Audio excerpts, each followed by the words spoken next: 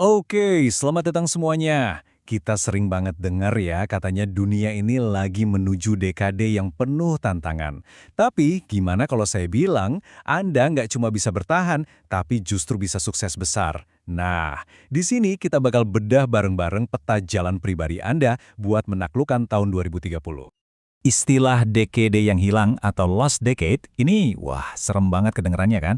Seolah-olah kita semua bakal stagnan. Tapi coba deh kita balik pertanyaannya. Bukan gimana cara bertahan, tapi gimana cara menang. Di tengah semua kekacauan ini, gimana caranya Anda bisa keluar sebagai pemenang? Nah, itu dia yang jadi fokus utama kita. Sekarang, coba lihat data ini. Ini kontras banget. Bank Dunia bilang pertumbuhan global sampai 2030 itu ya cuma sekitar 2,2% per tahun. Pelan banget. Tapi di sisi lain, lihat Indonesia. Target kita 5,7%, jauh di atas rata-rata. Nah, celah antara kondisi global yang lesu dan ambisi nasional kita yang membara ini, disitulah letak peluang emas buat kita semua.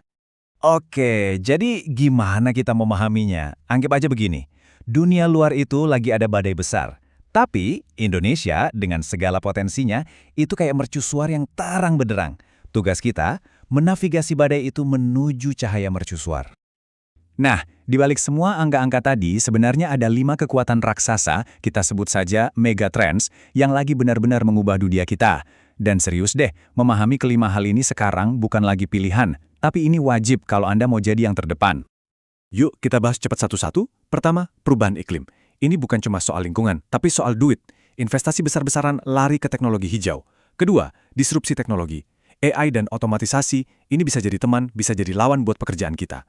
Ketiga, demografi. Ada negara yang penduduknya menua, ada yang lagi banyak anak mudanya.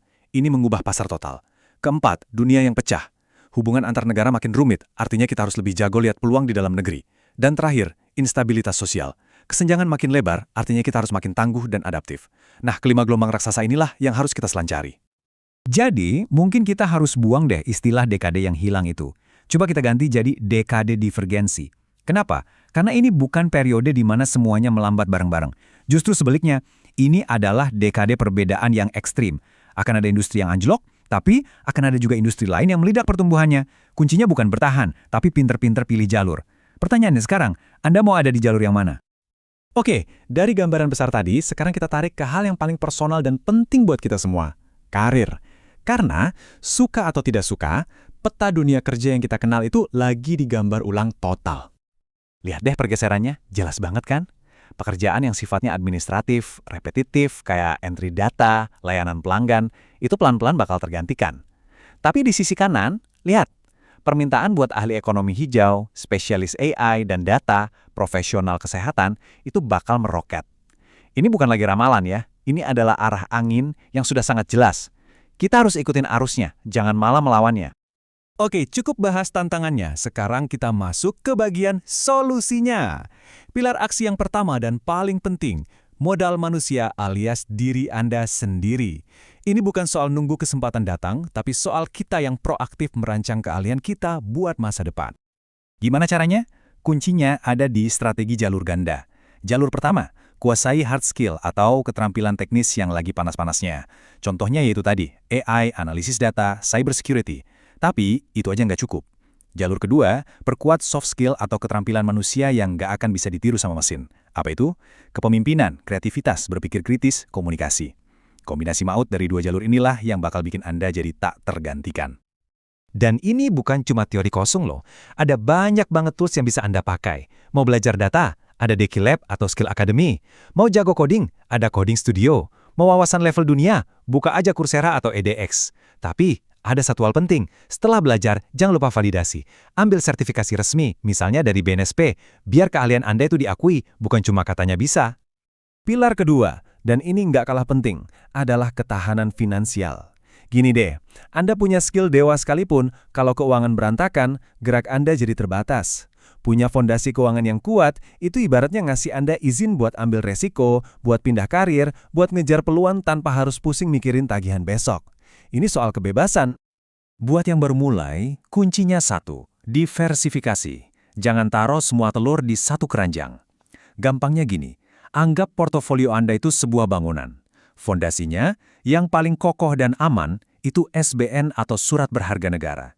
Dindingnya, Buat pertumbuhan jangka menengah, itu reksadana. Nah, atapnya yang punya potensi paling tinggi tapi risikonya juga lebih tinggi, itu bisa saham blue chip. Dengan kombinasi ini, portofolio Anda jadi lebih seimbang dan tahan banting.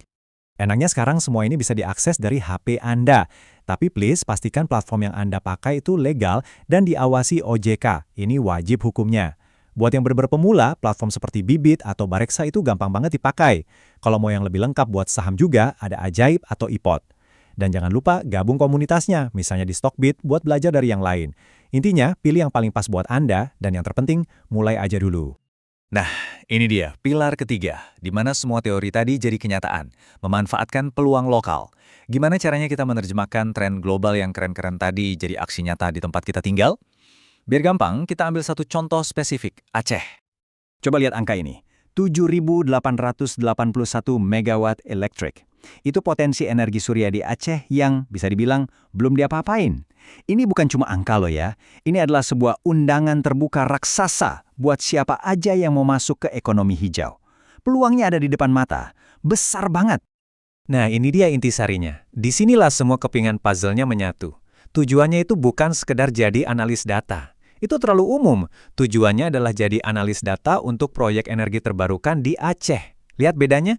Anda menggabungkan keahlian teknis dengan peluang lokal yang spesifik. Inilah cara Anda menciptakan niche atau ceruk pasar untuk diri sendiri.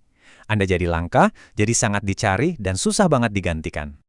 Ujung-ujungnya, semua strategi ini tujuannya cuma satu, membangun sebuah karir anti rapuh atau anti-fragile career. Apa itu? Bayangin deh, ada barang yang kalau jatuh malah jadi makin kuat bukan pecah. Nah, karir Anda juga bisa begitu. Dihantam disrupsi, dihantam ketidakpastian, bukannya hancur, malah jadi makin solid. Itulah hasil dari kombinasi keahlian spesifik, ketahanan finansial, dan kemampuan melihat peluang. Jadi, kita kembali lagi ke pertanyaan di awal tadi. Dekade ke depan ini bakal jadi dekade yang hilang atau dekade peluang buat Anda? Peta jalannya sudah kita bedah bersama. Sekarang bolanya ada di tangan Anda. Pertanyaannya bukan lagi dunia mau kemana, tapi Anda mau berbuat apa? Pilihan ada di tangan Anda.